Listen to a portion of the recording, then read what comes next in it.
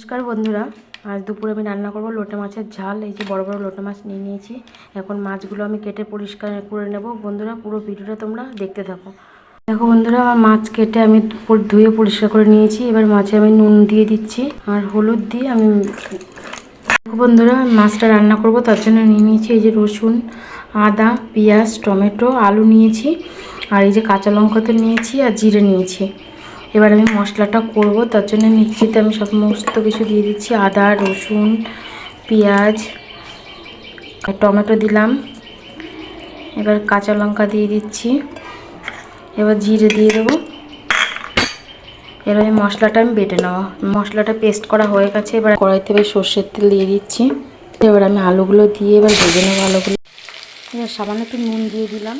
ওটা তাহলে ভালো ভাজা হবে, একটু হলুদ দিয়ে আলুটা আমি ভালো করে ভেজে নেবো।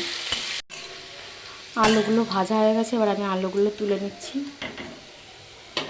দেখো বন্ধুরা, ওই তেলের মধ্যে আমি যে পেঁয়াজ আর টমেটো কোচানো ছিল ওই যে কিছুটা, ওইটা আমি এবার দিয়ে দিচ্ছি। এবার আমি পেস্ট করে রেখেছিলাম সেই মশলাটা আর কি দিয়ে দেবো। ভালো করে নিয়ে নেব। দিয়ে দিচ্ছি স্বাদ অনুযায়ী নুন, পরিমাণ মতো হলুদ, তারপরে আমি মাছটা দেবো। লোটে মাছটা এবার দিয়ে দিচ্ছি। এবার আমি ভেজে রাখা আলুটা দিয়ে দিচ্ছি। দেখো বন্ধুরা, কালারটা কত সুন্দর হয়েছে। তাহলে বন্ধুরা ধনেপাতা দিতে পারো লাস্টে, তো আমার কাছে ধনেপাতা নেই, আমি একটু মিট মশলা দিচ্ছি। বন্ধুরা দেখো, লোটে মাছের ঝালটা হয়ে গেছে। এবার আমি প্লেটে তুলে নিচ্ছি। দেখো লোটে মাছের ঝালটা পুরো তৈরি হয়ে গেছে। তো বন্ধুরা কেমন লাগলো কমেন্ট করে জানিও। ভালো লাগলে লাইক করো, ফলো করো। টাটা।